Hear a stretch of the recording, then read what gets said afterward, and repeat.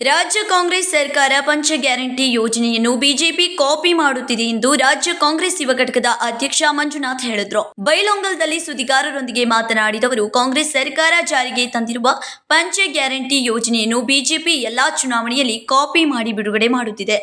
ರಾಜ್ಯ ಯೂತ್ ಕಾಂಗ್ರೆಸ್ ಈ ವಿಷಯವನ್ನು ಜನರಿಗೆ ಮುಟ್ಟಿಸುತ್ತೇವೆ ಎಂದರು. ನೀವು ಲಾಸ್ಟ್ ಬಿಜೆಪಿ ಇದ್ದಂತಾಗ ಅಭಿವೃದ್ಧಿಗೆ ಎಷ್ಟು ಕಾಸು ಕೊಟ್ಟಿದ್ವಲ್ಲ, ಅದಕ್ಕಿಂತ ಜಾಸ್ತಿ ಕಾಸು ಕೊಟ್ಟಿದ್ದೀವಿ. ಅವ್ರು ಏನಕ್ಕೆ ತಗೊಂಡು ಬಂದು ಕುಂತ್ಕೊಳ್ಳಿ ಅಲ್ಲ, ಲೆಕ್ಕ ತೊಗೊಂಬಂದು ಕುಂತ್ಕೊಳ್ಳಿ. ನಿಮ್ಗೆ ಇರಿಗೇಷನ್ ಡಿಪಾರ್ಟ್ಮೆಂಟಲ್ಲಿ 10,000 ಕೋಟಿ ಇದ್ದರೆ ಒಂದು 30,000 ಕೋಟಿ, ಅದರ 3ರಷ್ಟು ಟೆಂಡರ್ ಕರಿಬೇಕಾಗಿತ್ತು. 2 ಲಕ್ಷ ಕೋಟಿಗೂ ಹೆಚ್ಚು ಟೆಂಡರ್ ಕರೆದು ಹೋಗಿದ್ದಾರೆ ಅವರು.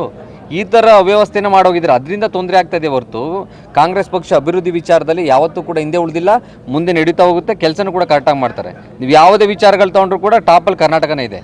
ತಲಾದಾಯಿಂದ ಇದಿರ್ಬೋದು, ಅಭಿವೃದ್ಧಿನೂ ಕೂಡ ಟಾಪಲ್ಲಿ ನಾವೇ ಇದ್ದೀವಿ. ನೋಡಿ, ತೇಜಸ್ವಿ ಸೂರ್ಯ ಅವರು ಹೇಳ್ತಾ ಇದ್ರು, ಟನಲ್ಗೆ ಅಷ್ಟಾಯಿತು ಇಷ್ಟಾಯಿತು ಅಂತ. ಮೈಸೂರು ಬೆಂಗಳೂರು ರಸ್ತೆಯನ್ನು ಅದು ಸೈಂಟಿಫಾಗಿ ಇಲ್ಲ ಅಂತ ಇಡೀ ವಿಶ್ವದ ಎಲ್ಲ ಇಂಜಿನಿಯರ್ಗಳು ಬೇಕಾದ್ರೆ ಹೇಳ್ತಾರೆ. ಮೈಸೂರು ಬೆಂಗಳೂರು ರಸ್ತೆಗೆ ಹೋದ್ರೆ ಒಂದ್ಸಲ ನಿಮಗೆ ಇದರಲ್ಲಿ ವಾರಣಾಸಿಯಲ್ಲಿ PM ಅವ್ರ ಕ್ಷೇತ್ರ ಇದು ಫ್ಲೈಓವರ್ ಬಿದ್ದು 18 ಜನ ಸತ್ತಿದ್ದಾರೆ ಒಂದೇ ಸಲ. ಬಿಹಾರದಲ್ಲಿ ಓಪನ್ನೇ ಆಗಿಲ್ಲ, ಎಷ್ಟೋ ಬ್ರಿಡ್ಜ್ಗಳು ಬಿದ್ದೋಗಿದ್ದಾವೆ. ಗುಜರಾತಲ್ಲಿ ಬ್ರಿಡ್ಜ್ಗಳು ಬಿದ್ದೋಗಿದ್ದಾವೆ. ಕರ್ನಾಟಕದಲ್ಲಿ ಒಂದು ಉದಾಹರಣೆ ಕೊಡಿ.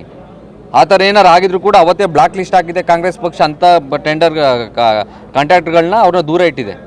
ಇದು ಕಾಂಗ್ರೆಸ್ ಪಕ್ಷ ಮತ್ತು ಕರ್ನಾಟಕ ಸರ್ಕಾರ ಭಾಳ ಚೆನ್ನಾಗಿ ನಡೀತಾ ಇದೆ. ಈ ಥರ ಸುಳ್ಳುಗಳನ್ನ ದೂರ ಇಟ್ಟು ಅಭಿವೃದ್ಧಿನ ಮತ್ತು ಬಡವರನ್ನ ಮೇಲೆತ್ತುವಂಥ ಕೆಲಸವನ್ನು ನಾವು ಮಾಡ್ತೀವಿ. ಗ್ಯಾರಂಟಿ ಯೋಜನೆಯಿಂದ ರಾಜ್ಯದಲ್ಲಿ ಅಭಿವೃದ್ಧಿ ಕುಂಠಿತವಾಗಿಲ್ಲ. ಅಭಿವೃದ್ಧಿಗೆ ರಾಜ್ಯ ಸರ್ಕಾರ ನೀಡಿದ ಅನುದಾನದಷ್ಟು ಬಿಜೆಪಿಯವರು ನೀಡಿಲ್ಲ. ಬಿಜೆಪಿಯವರು ಮಾಡಿದ ನಷ್ಟವನ್ನು ರಾಜ್ಯ ಕಾಂಗ್ರೆಸ್ ಸರ್ಕಾರ ಭರಿಸುತ್ತಿದೆ. ಬಿಜೆಪಿಯವರಿಗೆ ಪ್ರತಿಯೊಂದು ವಿಷಯದಲ್ಲಿ ರಾಜಕೀಯ ಮಾಡುವುದನ್ನ ಬಿಡಬೇಕು ಎಂದರು. Vinod Kolkar, KMM Kannada news, Belagavi.